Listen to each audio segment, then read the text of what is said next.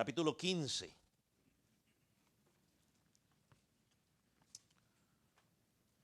Primera de Corintios, capítulo 15.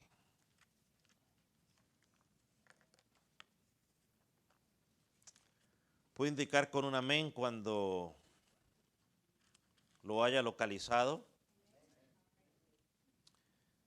Y vamos a leer dos versículos. Vamos a leer el versículo 25 y el versículo 26. Dice de la siguiente manera: porque preciso es que Él reine hasta que haya puesto a todos sus enemigos debajo de sus pies.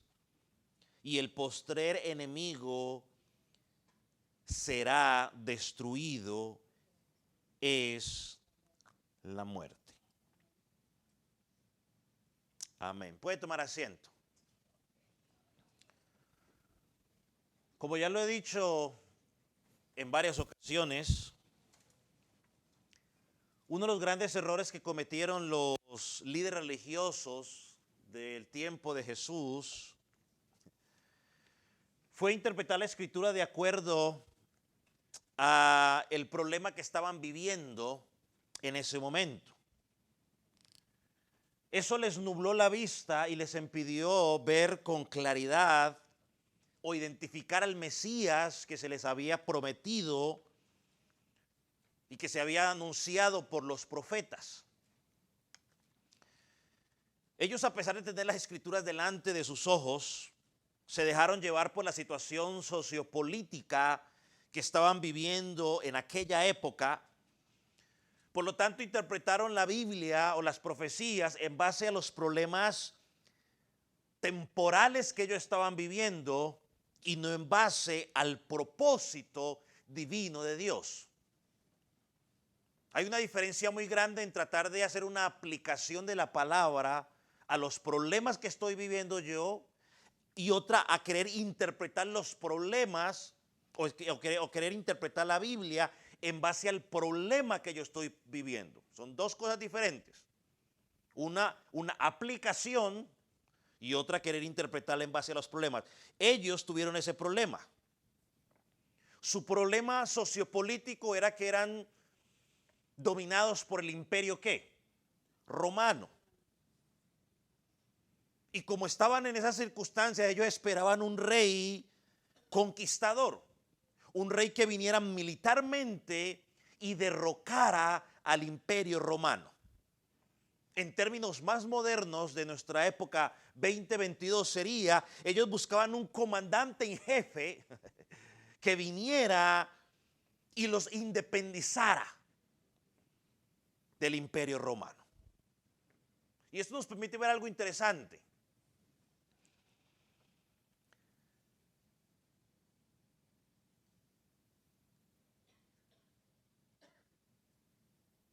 Como interpretaban la escritura en base al momento que ellos vivían y no en base al problema, no en base al propósito de Dios, se equivocaron en la interpretación. Y eso es lo que nos pasa hoy a nosotros los cristianos en muchas ocasiones. Por ejemplo, cuando queremos interpretar el libro de Apocalipsis, lo interpretamos en base al momento político que estamos viviendo y no en base al propósito de Dios. Por eso es que cuando Juan, en algunos lugares, cuando Juan habla de langostas en Apocalipsis, nosotros lo interpretamos como helicópteros militares de guerra. Porque estamos interpretando en base a lo que estamos viviendo. Y los que tienen un poquitico más de años en el Evangelio se han dado cuenta de que la Biblia habla de muchos anticristos, la Biblia habla de un anticristo y han puesto de anticristo a una cantidad de personas. ¿Eso es por qué? Porque interpretamos la Biblia en base a lo que estamos viviendo y no en base a los propósitos de la Escritura.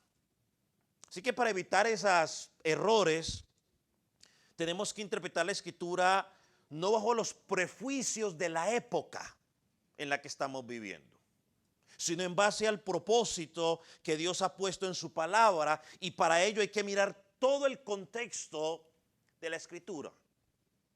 Hay una frase que yo leí que de hecho la mandé a poner en un cuadro así bien bonito en mi oficina, que dice de la siguiente manera: se te requiere que creas, que prediques y enseñes lo que la Biblia dice que es verdad, no lo que quieres que la Biblia diga que es verdad. Y ese es un error muy grande, porque hoy muchas veces estamos predicando lo que yo creo que la Biblia dice que es verdad. Y ahí nos chocamos con Isaías, porque Isaías dice que los pensamientos del hombre son totalmente diferentes a los pensamientos de Dios. Y los caminos, y los separa una diferencia entre el cielo y la tierra. Entonces, hermanos, Cristo como rey vino a liberar al hombre de su más mortal enemigo. Ya lo hablamos, ya lo dijimos. El enemigo del hombre o de los judíos en ese momento no era el imperio romano. El enemigo nuestro hoy no es el gobierno norteamericano, no es el gobierno europeo. Sigue siendo el mismo enemigo. ¿Cuál es el enemigo mortal del ser humano, del hombre? Satanás, ¿qué más? El pecado, ¿y qué más? Y la muerte. Ese es nuestro verdadero enemigo. Y a eso es que Jesucristo vino a conquistar como rey. Entonces debemos identificar el enemigo. ¿Sabe lo que? Mire lo que dice 2 Corintios 2:11.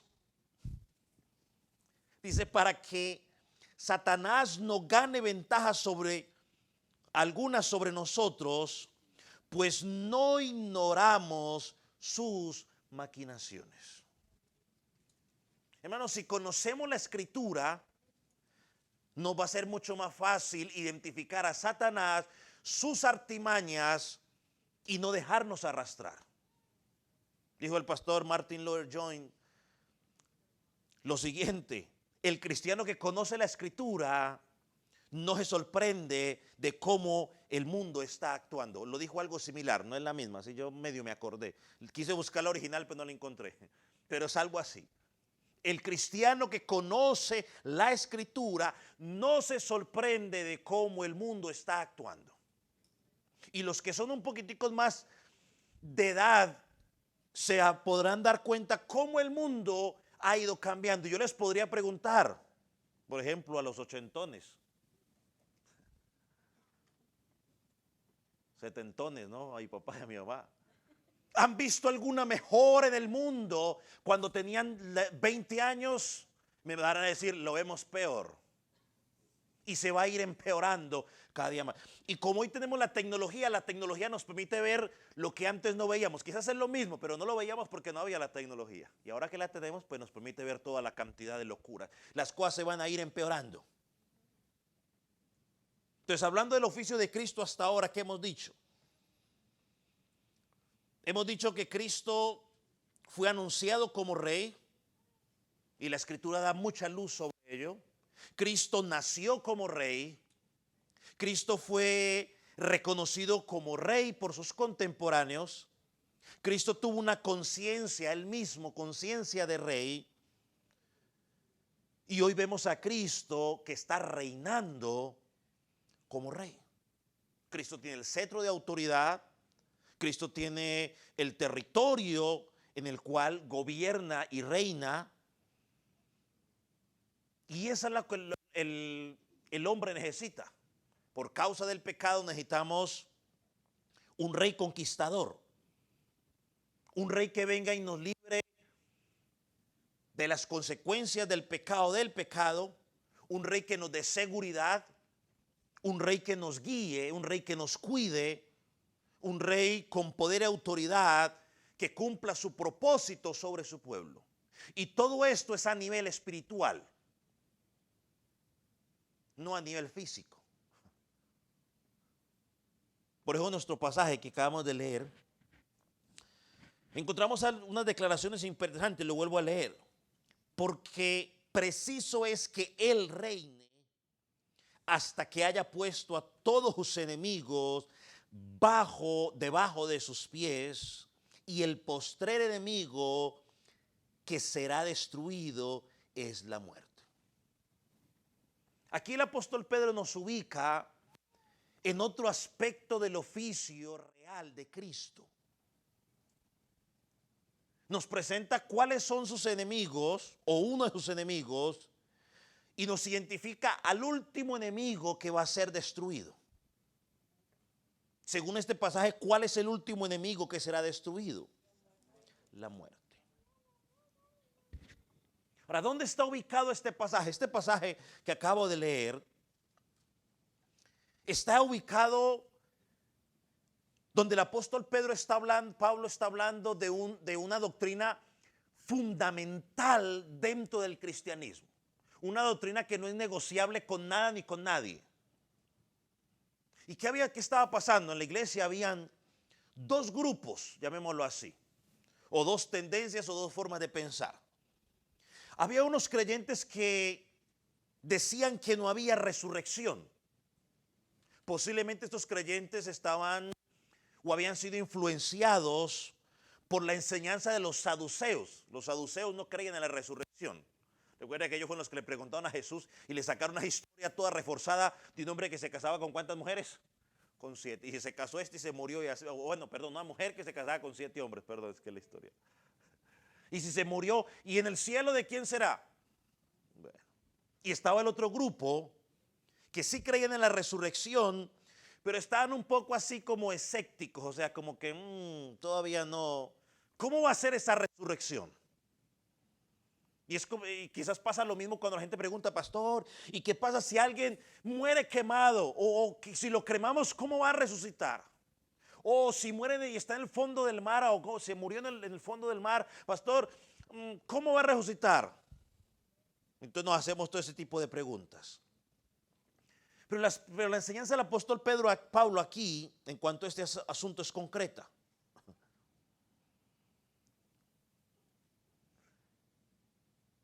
Y algo que podemos recordar es que Pablo estaba hablando no en un contexto judío, sino en un contexto de griegos que eran más de la filosofía y que también les era difícil asimilar la idea de la resurrección. Por eso es que en Hechos 17:32, si quiere anótelo, luego lo lee en su casa. Pero en Hechos 17:32, cuando el apóstol está hablando sobre la resurrección, la reacción que produce en muchos de ellos es burla y pensaban que que Pablo estaba perdiendo la cabeza. Para algunos esa doctrina es difícil de aceptar. Es más, hoy en día es más fácil para la gente creer que hay gente que está congelada y que en el futuro la van a descongelar, a que usted les hable de la resurrección y dicen eso es locura. Bueno, la resurrección es locura, pero que dentro de 20 o 30 años a usted lo congelen hoy y dentro de 20 o 30 años lo puedan descongelar, eso no es locura, eso es ciencia. Entonces Pablo toca un tema donde dice, todos van a resucitar. La diferencia va a estar en cómo vamos a resucitar. Porque unos van a resucitar, a ver, pongámoslo aquí, resucitar, todos. Hay dos formas. Unos van a resucitar ¿para qué? Para vida eterna. Y otros van a resucitar ¿para qué? Para condenación eterna. Todos. Y creer en la resurrección, cuando hablamos, por ejemplo, de los cristianismos, hermano, es indispensable, es parte de nuestra fe. Si usted no cree en la resurrección, usted está negando la fe, está negando el evangelio. Si usted no cree en la resurrección, pues entonces usted vive sin esperanza. Y creo que es lo que dice el apóstol Pablo, en este capítulo. Usted lo puede leer luego en su casa. Pero por ejemplo, desde el versículo 12 hasta el 19, el apóstol Pablo explica las consecuencias de eliminar esta doctrina fundamental de la resurrección del cristianismo. Ahí habla de las consecuencias. Y una de ellas dice, si la resurrección no existe, entonces es vana nuestra predicación. Estamos perdiendo el tiempo. Del versículo 20 al 28, donde está ubicado el pasaje que estamos estudiando hoy, esto nos habla de las consecuencias. ¿Qué dice ahí? ¿Qué dice? Yo no sé qué dice. Bueno, vamos a escribir. Nos habla de las consecuencias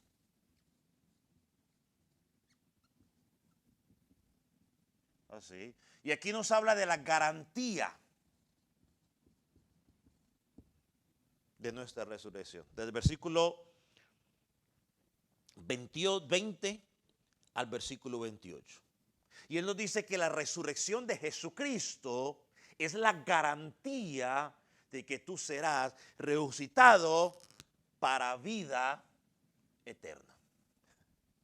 No para muerte eterna. La garantía de Jesucristo. Por eso es que nos dice en el versículo que está ahí en Primera de Corintios 15. Por eso es que el versículo 23 nos dice que Cristo es la primicia de la resurrección. El primer fruto. O sea, lo que garantiza mi resurrección es que todos los que pusimos la fe en Jesucristo, su resurrección nos garantiza que todos los que hemos puesto nuestra fe en Jesucristo seremos resucitados al final cuando Él regrese por segunda vez. Es la garantía. Y todos sabemos lo que significa la garantía, ¿no? De que te aseguran de que se va a cumplir lo que se ha dicho que se va a cumplir. Así que de la misma manera como dice quizá el versículo 21, que todos los hombres heredamos la muerte por causa de Adán, por el pecado de Adán, por la resurrección de un hombre de Cristo, se nos garantiza la resurrección de entre los muertos, versículo 21. O sea que como estamos unidos a Cristo, todo lo que de Cristo lo vamos a heredar nosotros. Por eso Pablo dice en este pasaje, si Cristo resucitó, nosotros también resucitaremos.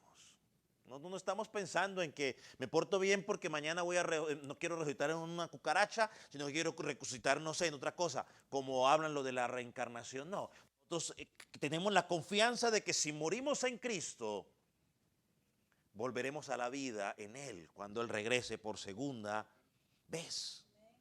Esa es nuestra esperanza. Eso es lo que nos mueve, eso es lo que nos motiva. Eso es lo que me motiva a vivir una vida en santidad delante de Él. No es qué dirán los de afuera. Es la promesa que Él ha hecho a mi vida. Mira algunas cosas que encontramos en el texto que acabamos de leer. En primer lugar,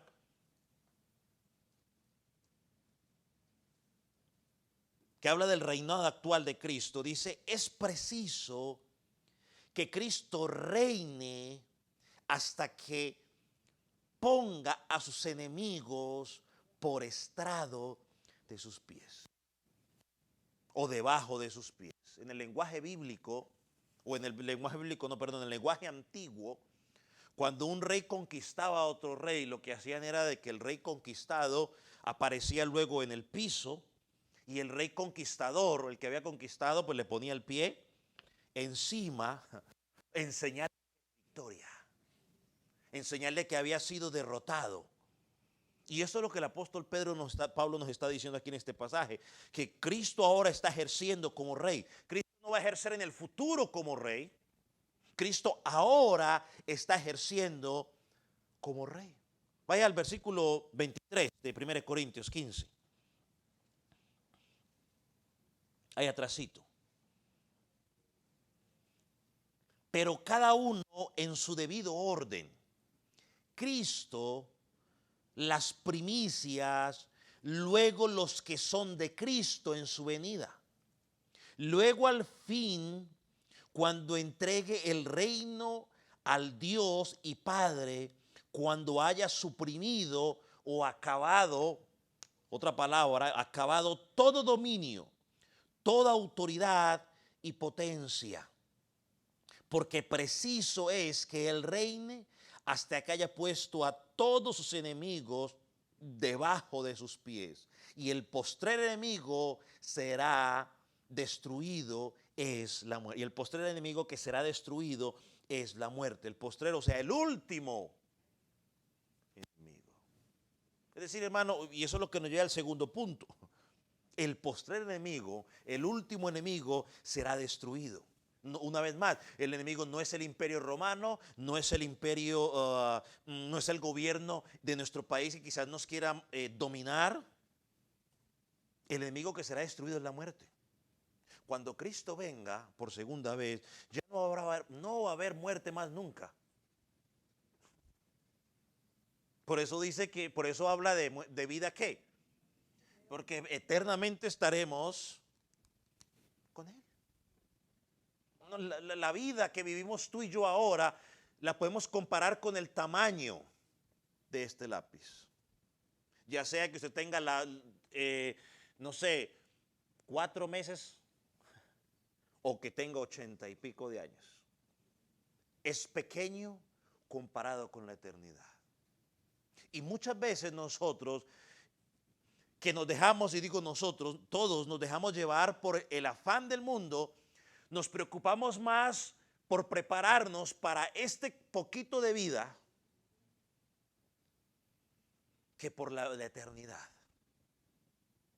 Invertimos más fuerza en el aquí y en el ahora que en la eternidad. Si nosotros invirtiéramos más tiempo preocupados o pensando por la vida eterna, nuestras prioridades serían diferentes. Nuestras motivaciones serían diferentes. Porque aquí no hay nadie que pueda decir que tiene asegurado llegar a viejo. A más viejo. Anoche salió la noticia en mi país, por lo menos, que un señor de 50 años, cualquiera diría, está joven todavía. Y simplemente, ¿estaba enfermo? No, simplemente, no sé qué le dio y chao, chao. De un momento a otro. Y yo les contaba a usted historias aquí, allá en Calvary. 8 años tenía el niño, se acostó a dormir y no despertó. 8 años. Así que tenemos que invertir más tiempo, mi hermano, en lo espiritual. En el servicio al Señor. Dedique sus fuerzas al Señor. Porque usted le puede dar toda la excusa que usted quiera a los pastores aquí en la tierra. Pero delante de Él no tienes excusa. Entonces este es el último enemigo. El último enemigo del Evangelio. Porque ya después de que Jesucristo venga por segunda vez y resucite a todos, no tendrá que pelear más contra ese enemigo. El mismo poder que resucitó a Jesucristo de entre los muertos es el mismo poder que resucitará a los suyos. No importa el tiempo que tenga muerto, no importa dónde haya quedado sus partes, lo pudieron haber destrozado y tirado por todo lado. Cuando Jesucristo venga por segunda vez, recogerá al su cuerpo donde haya quedado. Lo glorificará, le dará un cuerpo nuevo, lo unirá con su espíritu y eternamente viviremos con Él.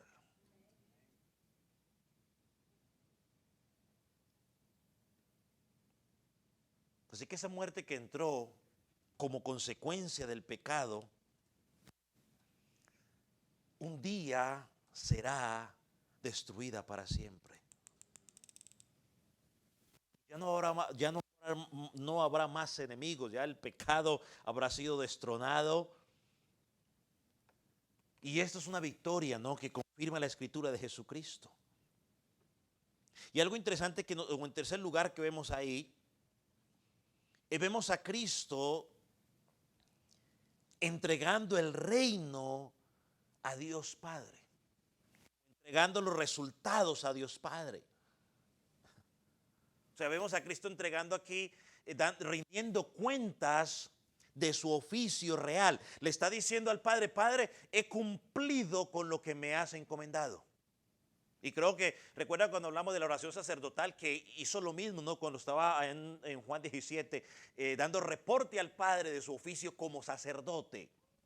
Ahora que lo encontramos como rey, dando cuentas al Padre de su reinado. O sea, vamos a Cristo cumpliendo su oficio real.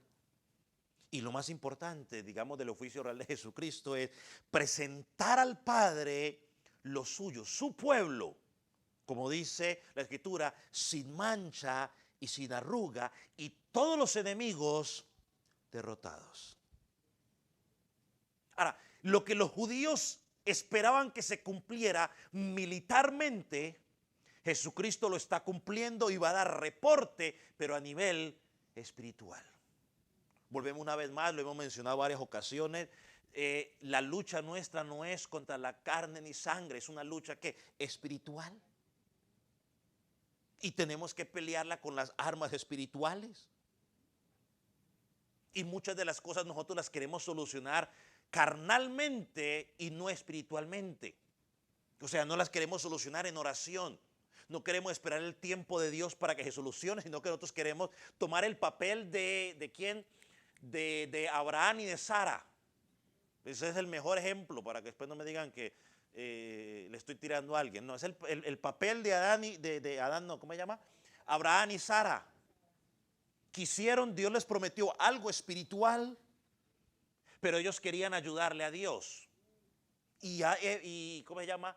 Sara tuvo la grandiosa idea y Abraham se resistió. No, simplemente dijo, vénganos en tu reino. Y hasta hoy se sufren las consecuencias de ello. Y hoy nos pasa a usted y a mí lo mismo, no en el mismo situación específica de Sara, pero sí en muchas decisiones que tú y yo queremos ayudarle a Dios. Y terminamos enredando más el lazo. Y luego decimos, Dios no me oye, Dios no me escucha. Y si Dios pudiera contestarte, diría, pues que tú no estás esperando, que mi tiempo es exacto. Él llega en el tiempo que Él ha determinado. Entonces, decía el versículo 25, es preciso que Él reine hasta que haya puesto a todos sus enemigos debajo de sus pies. Entonces aquí vemos a Jesucristo ejerciendo como rey.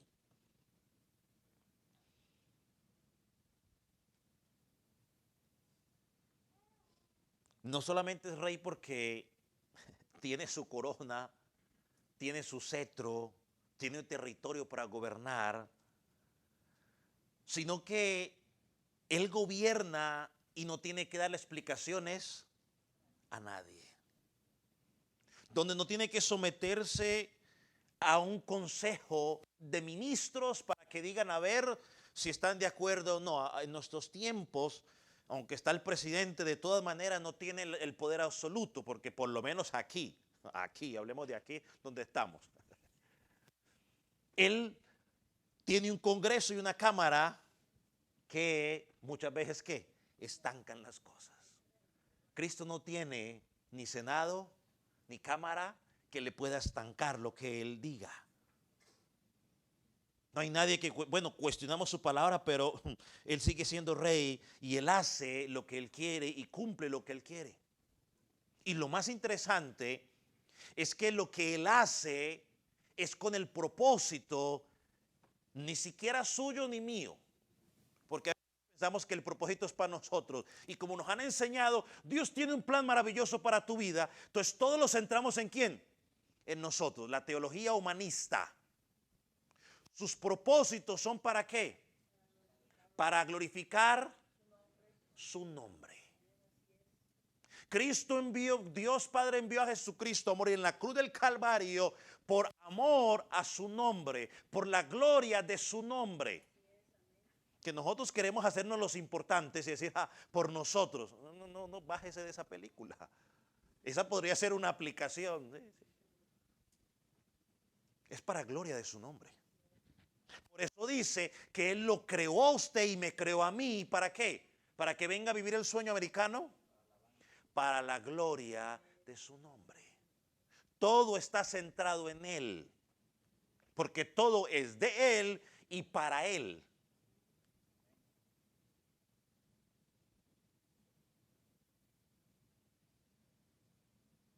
Entonces él ejecuta los juicios sobre toda su creación. Y como ya lo hemos dicho en contadas ocasiones, y por lo menos en particular el pasaje, no implica por ningún lado que Él comenzará a reinar en un futuro, dice aquí, porque es preciso que Él reine. O sea, Él está reinando en estos momentos.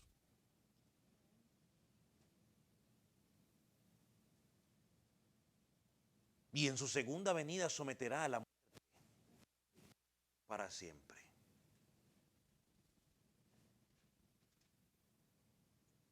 Los judíos, volviendo a los judíos, sabían perfectamente que el Mesías sería un rey. Ellos lo tenían identificado, ellos lo estaban esperando y me atrevería a decir que algunos quizás todavía lo están esperando. Pero el problema de ellos fue que malinterpretaron la escritura por el trasfondo en el cual ellos estaban viviendo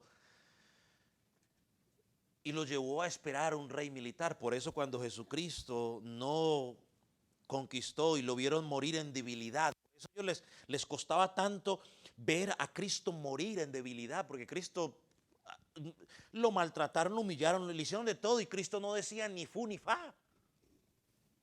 Y a ellos les costaba creer, porque ellos querían un rey como David. Cuando David empezó desde chiquitico y a golear y pum, para arriba, era militar. Y empezó a conquistar y dele, y dele, y dele, y dele, y dele. Eso es lo que ellos querían. Y a veces nos pasa a nosotros lo mismo, ¿no? Nosotros queremos que Dios se baje del cielo y nos solucione todos los problemas. Dios no soluciona problemas. Dios lo que hace es simplemente darte paz en medio del problema. Por eso le dijo a Pablo, bástate de mi gracia. Otras palabras, Paulito, aguántate esa enfermedad, pero agárrate de mi gracia. Deje de estarle pidiendo a Dios que le quite el problema. De pronto Dios no quiere quitarle el problema. De pronto le voy a decir algo, no sé si lo pueda entender, pero pues si no lo puede entender, pues no sé. De pronto Dios sabe que a ti te es necesario tener ese problema. De pronto nos es necesario tener ese problema. De pronto te es necesario tener ese hermano que no te lo aguantas ni en pintura, pero Dios dice, aguántate de mi gracia, te es necesario tenerlo. ¿Por qué? Dios tendrá un propósito. En algo Dios va a ser glorificado. Dele gracias a Dios. De pronto esos aguijones en la carne, dígale al Señor, gracias a Dios por este aguijón en la carne.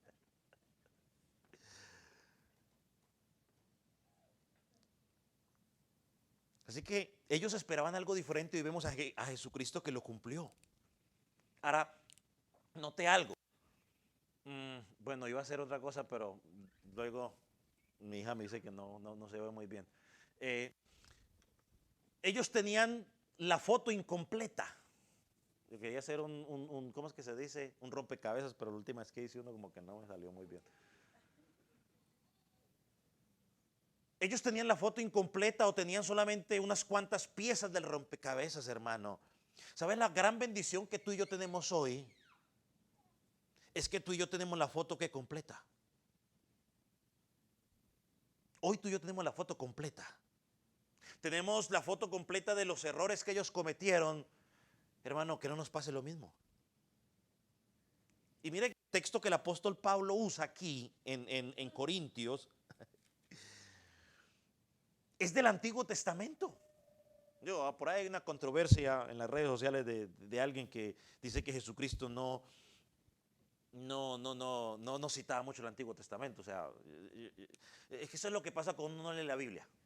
Cuando uno lee la Biblia, no estudia la Biblia, uno sale con locuras extrañas. Cuando yo leí eso, dije, pero ¿cómo así que Jesucristo no? El primer pasaje que me vino a la mente para derribar ese argumento, o bueno, un segundo, el primero sería las bienaventuranzas. Un segundo pasaje es la tentación de Jesús. ¿Con qué se defendió Jesús de la tentación? No le digo, es que cuando uno lee la escritura, uno dice cosas extrañas. Ahora encontramos a los mismos apóstoles citando la escritura, hermano. Cuando Jesucristo cita el Antiguo Testamento, los apóstoles citaron el Antiguo Testamento, lo que están haciendo es dándole validez al Antiguo Testamento. No podemos separar una cosa de la otra. Los dos son necesarios para entender la escritura y para entender el propósito de Dios. Los dos. Entonces Pablo aquí cita un salmo. El Salmo 110. Vaya rápidamente al Salmo 110.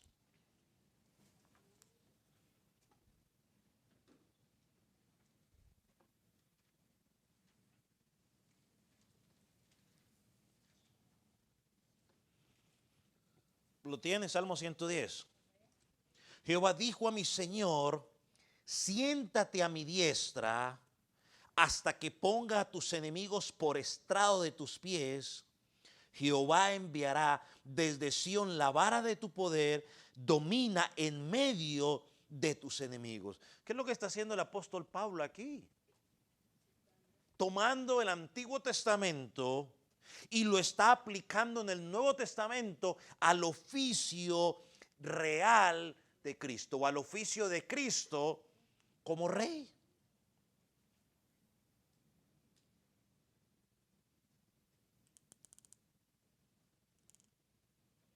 Este es el decreto de Dios, que el Mesías, que el Redentor, señalado por Dios, iba a hacer esa obra de victoria.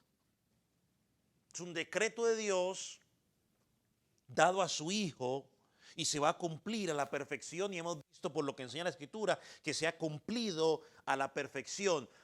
La salvación de su pueblo se está llevando a cabo. Y hoy Él ejerce dominio sobre todo lugar, porque en todo lugar hay una iglesia. El Evangelio está llegando.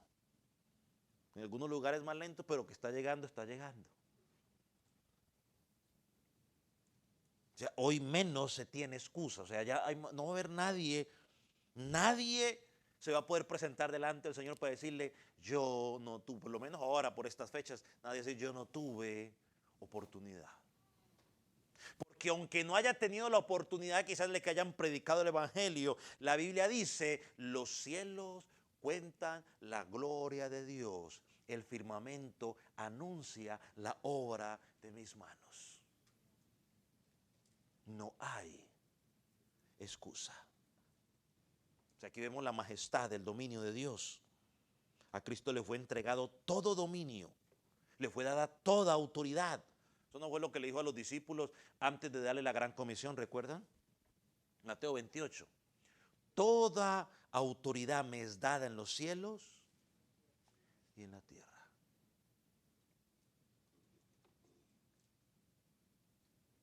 Dice la Escritura, en Hechos 4:12, no hay otro nombre dado a los hombres en que los hombres podamos ser salvos.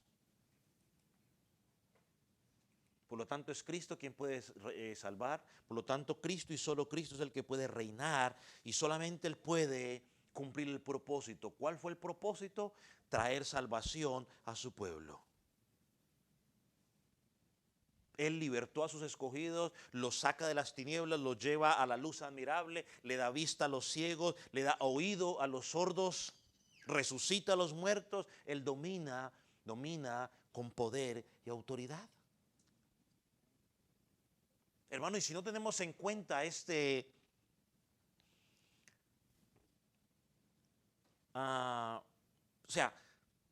tener claro este concepto de Jesucristo reinando, nos va a ayudar en la misión y en el propósito que tenemos como iglesia. Hermanos, si nosotros no entendemos esto, no lo metemos en nuestra mente, en nuestro corazón, y cuando hablo de corazón no estoy hablando de las emociones, sino de nuestro entendimiento, vamos a tener serios problemas. Yo pensaba, no, en esto de Cristo como rey. Vaya a Jueces capítulo 21, 25.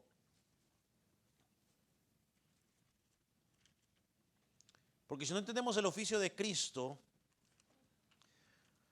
nos va a terminar pasando lo que le pasó a los israelitas en el tiempo de los jueces. Jueces capítulo 21, ¿lo tienen?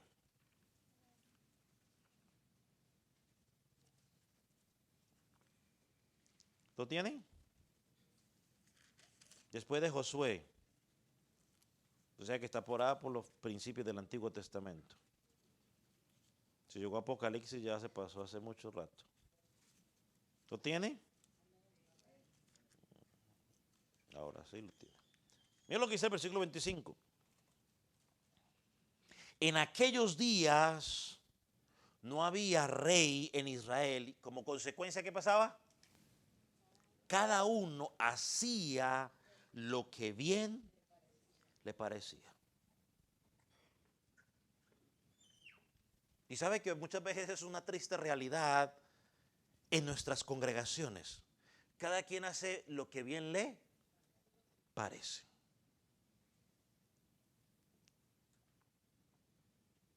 Hay una gente que dice, es que yo creo, es que no tiene nada de malo. Bueno, eso es hacer lo que bien les parece.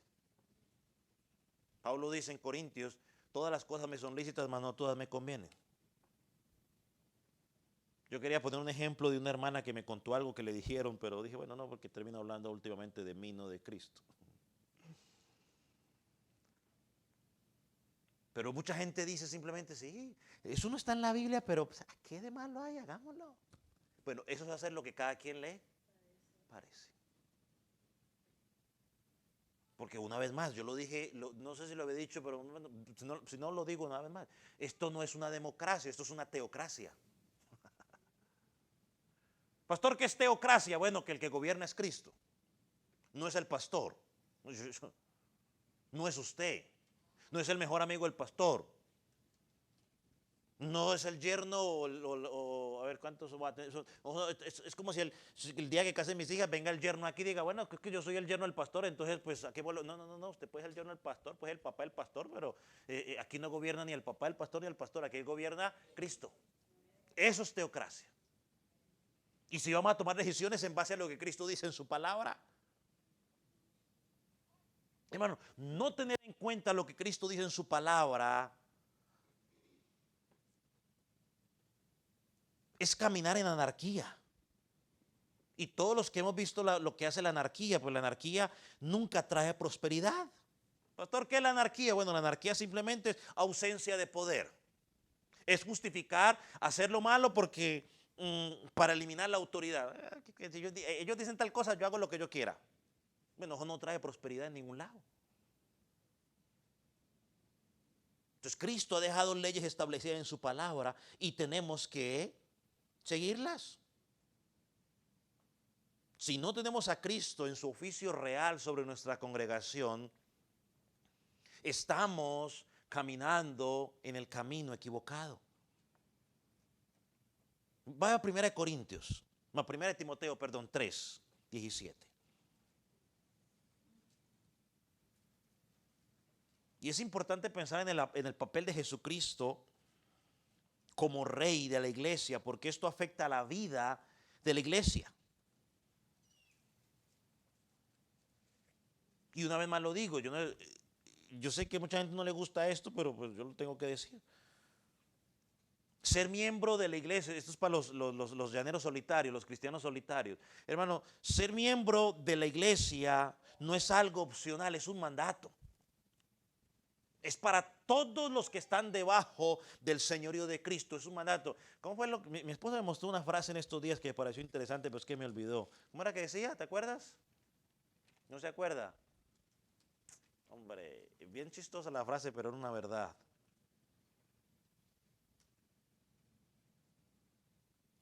Los que dicen que no es necesario congregarse, bueno, yo le voy a mostrar con la escritura que sí. Yo no necesito ser miembro de una iglesia. Sí, eso no es cuestión de los pastores, es un mandato bíblico. Mira lo que dice Timoteo 3:14. 3, primera Timoteo 3:14. ¿Les dije 2? Sorry. 3. Uno, ahí está. Dice, esto te escribo, aunque tengo la esperanza de ir pronto a verte, para que si tardo, sepas cómo conducir, cómo debes conducirte en la casa de Dios, que es la iglesia del Dios viviente. ¿Qué es la iglesia del Dios? ¿Qué es la iglesia? ¿Un lugar de entretenimiento? No, es columna, baluarte de la verdad. Pablo le dice a Timoteo, Timoteo, no te olvides, el congregarte, el pertenecer a la iglesia no es una opción, es una orden. No puedes vivir como se te dé la gana. Tenemos un rey y el rey, nuestro Señor, ha establecido normas y debemos someternos a esas normas.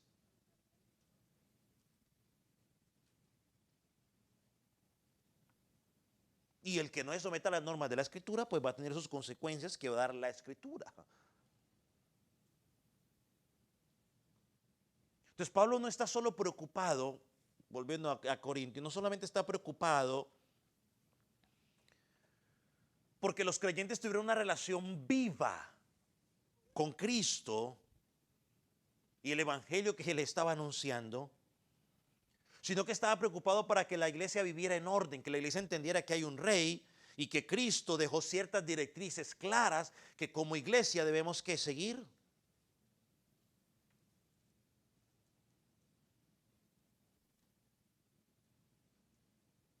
Y sabe, hermano, yo a veces pienso que esta es la razón por la cual uno a veces encuentra mucha apatía. Y dice que esa apatía, bueno, como rechazo de los creyentes a la iglesia local.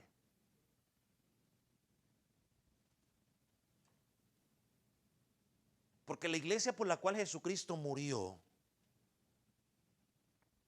fuera de la iglesia no hay salvación. Y cuando hablo de eso me refiero a que solo el Cristo que predica la iglesia de Jesucristo, en él se encuentra salvación.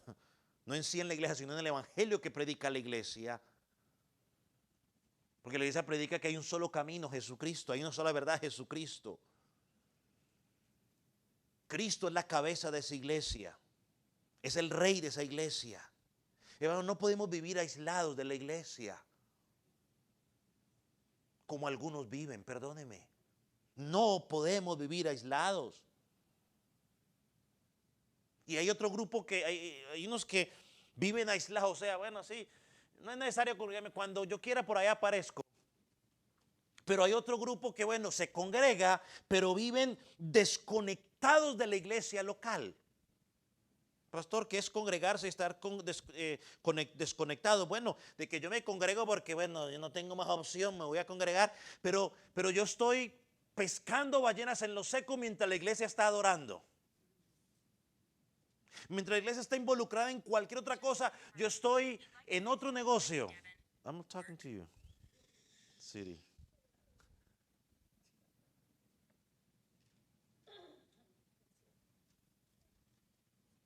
Sí, no, ya lo apagué. Ah, ¿encontró la frase? ¿O está? ¿O me la mandaron? Ah, por eso es que me está hablando Siri. ¿O está? No, no la veo.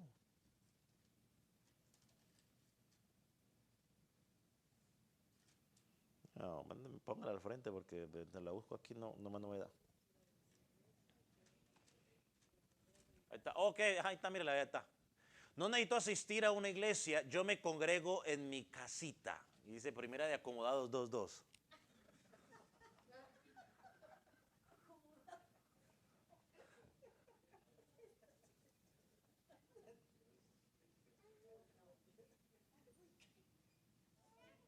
No, la iglesia es baluarte y columna. Y vuelvo y le digo, la iglesia no es el edificio, somos que tú y yo. Y la iglesia nos necesitamos el uno al otro, por eso no podemos estar desconectados. Imagínese usted el brazo derecho desconectado del brazo izquierdo. Es decir, que el brazo izquierdo esté en una necesidad y el brazo derecho diga, pues ahí arréglatelo como pueda. O sea, ese no es mi problema. O se desconecta su brazo o su mano derecha cuando se va a poner las medias. O los calcetines, pues, en términos mexicanos, para que todos entiendan. Se desconecta el brazo y la mano derecha, ahí usted arréglese como pueda. Bueno, y así vivimos muchos en la iglesia, desconectados. Desconectados totalmente de la iglesia, hermano. Basta de estar dando excusas de que la iglesia es de hombres. No, la iglesia no es de hombres, la iglesia es de Jesucristo. Por eso es que ninguna iglesia te satisface. Ninguna iglesia te satisface, o sea, ninguna iglesia te satisface. Pues claro, porque tú estás buscando a hombres. Cuando buscas a Cristo, Cristo te satisface.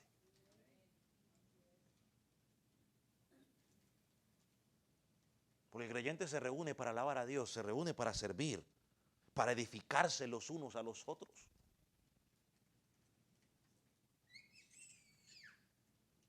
Esto escribo, dice Pablo a Timoteo, aunque tengo la esperanza de ir a verte pronto, para que si tardo, sepas cómo debes conducirte en la casa de Dios, que es la iglesia del Dios viviente, columna y baluarte de la verdad.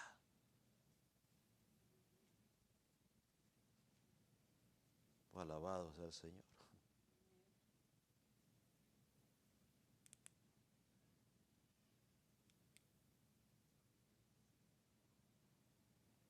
Y es interesante, hermanos, que cuando usted lee 1 Corintios, usted puede notar a partir del capítulo 6 que el apóstol comienza a hablar de cómo se deben tratar los conflictos o las desavenencias entre hermanos, porque siempre ha pasado. Siempre hemos tenido conflictos entre hermanos y seguiremos teniendo. La solución no es que se vaya tal hermano. No, la solución es aprender a amarnos, a respetarnos, a soportarnos los unos a los otros. Pero Pablo habla de eso. En el capítulo 11 nos habla del orden que Dios ha establecido en la iglesia, de cómo se deben hacer las cosas. El capítulo 12, capítulo 14 nos habla del orden de la adoración en la iglesia. ¿Cómo debe ser el orden en el culto? Nos habla de los dones que se nos han dado para edificarnos a los unos a los otros. Para que luego nos digan que no es necesario congregarse, porque yo en la casa, en mi casita lo hago. Pues claro que tienes que hacerlo en tu casita, es responsabilidad de todo creyente. Pero hay un tiempo colectivo. Desde Génesis hasta Apocalipsis usted encuentra que la iglesia siempre se reunía. Cuando Dios le dio los 10 mandamientos ¿a quién se los dio? A Noé, a Moisés. Moisés luego le dijo a los otros, ahí mire, vea, hágame unas copias de estos y mándeselas a cada choza. Los reunió a todos. Y eso lo vemos una y otra vez en la escritura. Pablo en las cartas que leyó, haz que esta carta se lea en tal iglesia, en tal iglesia, en tal iglesia.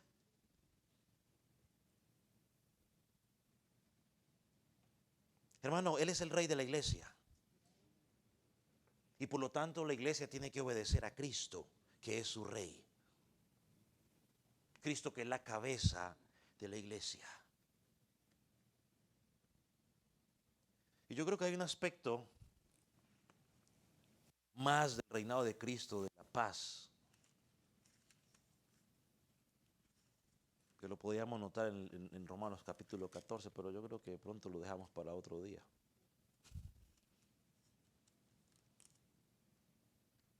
Vamos a dejarlo hasta allí por ahora, por hoy. ¿Algún comentario o pregunta?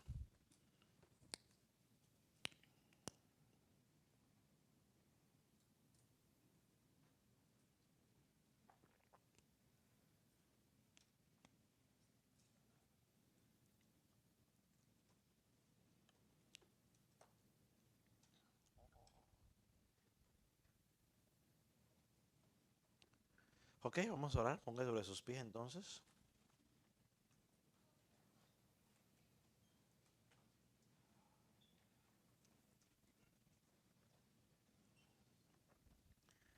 Señor Jesús, te damos gracias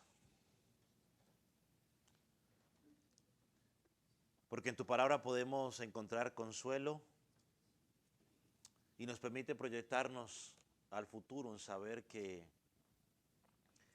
en ti encontraremos paz, en ti encontraremos vida. Y porque sabemos que aunque nuestros ojos se cierren en esta tierra, el día que tú regreses por segunda vez, vamos a ser levantados en victoria. Te damos gracias porque todos los enemigos, Satanás, el pecado y sus consecuencias, la muerte, serán destruidas en totalidad. Y tú reinarás en victoria y eternamente estaremos contigo, Señor. Oh, Padre, cuál grande motivación nos das. Señor, permite que esa motivación nos sirva para cada día poder alinearnos a tu palabra, para que cada día podamos someternos a ti.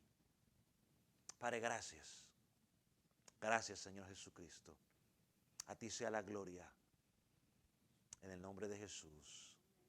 Amén. Siéntese.